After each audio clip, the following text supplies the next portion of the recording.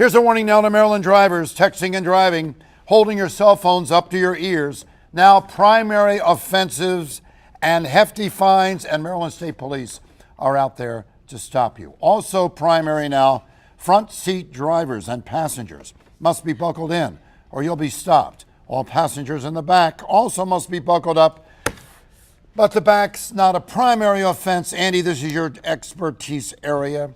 Tell us about what distracted driving can do to a person.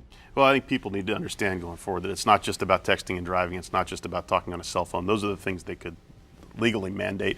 It's about paying attention when you're behind the wheel. We want you to, when you get behind the wheel to operate a vehicle, decide to drive. Decide that's exactly what you're going to do. You're not going to do anything else. Go to decidetodrive.org. There's a lot more information there that can help drivers understand what's safe, what's not safe. Something called a reckless checklist there. Something they should go through every time they get in a vehicle to make sure that you're focused on what you're doing. But nobody's focused when they're driving, really. I mean, we are all distracted by the radios, the buttons, the phones. I mean, how do you stay focused and not end up at shock trauma? You try to limit the number of things that you're doing. You pay attention to where you're going, keep your eyes on the road, set the cruise control if you're going to set it, play with the GPS before you get in the vehicle. Don't eat while you're driving. Don't make your sandwich while you're driving. Put your makeup on while you're driving. Do all those things before you get in the vehicle. And frankly, I agree with everything Andy said. Unfortunately, this past week, I saw a lot of people using their cell phones. Either they don't know or they don't care. I hope that changes. And frankly, I think the penalty should be a little stiffer. And I am glad to see that the seatbelt law has now applied to everybody in a car. Just a quick question. When you say you agree with everything I said, does that extend back to when we were talking about the healthcare law? No, just for this segment. Let me correct myself. All right, if you're caught texting or using a handheld cell phone, $83 the first fine, $140 for the second fine, $160 for the third offense. And if you get, if you're involved in an accident, you get 3 points automatically.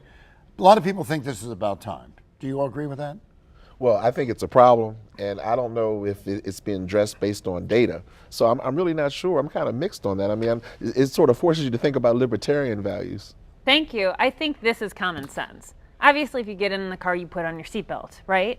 You obviously shouldn't be like having a text message diatribe with someone. But sometimes the seatbelt's uncomfortable. Common sense.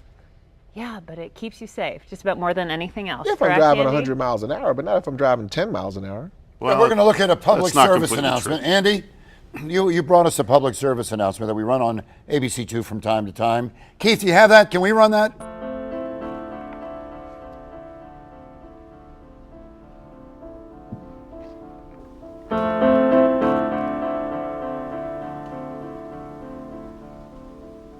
Andy, what do you think about? Tell us what we're looking at. Well, what you're looking at right now is an example of distracted driving. See her reaching behind the wheel to grab the frog. She's not talking on a cell phone. She's not texting. We can't legislate this kind of stuff.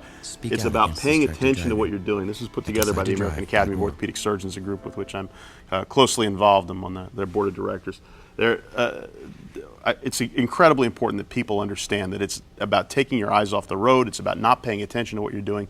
Those are the dangers. And texting and driving is bad. Using a handheld cell phone is bad, but there are a lot of other things. We can't legislate all of them. People have to use common sense. We need to teach this to kids at a young age. And I think, short of accidents, I wouldn't be surprised if a lot of these cell phone technologies and other distractions, if not causing accidents, are causing traffic jams, backups, people not paying attention. And I really wish that people would take a harder look at this because really your focus should be, as Andy said, just drive the car. That's true. And the good news is the future holds that cars will be such that they won't have accidents anymore. Mercedes-Benz has a car now that'll stop automatically, and hopefully technology will help us in the future, so we won't have to worry about it. So we will want to take a moment. We need new technology to get the deer to stop automatically. That's right.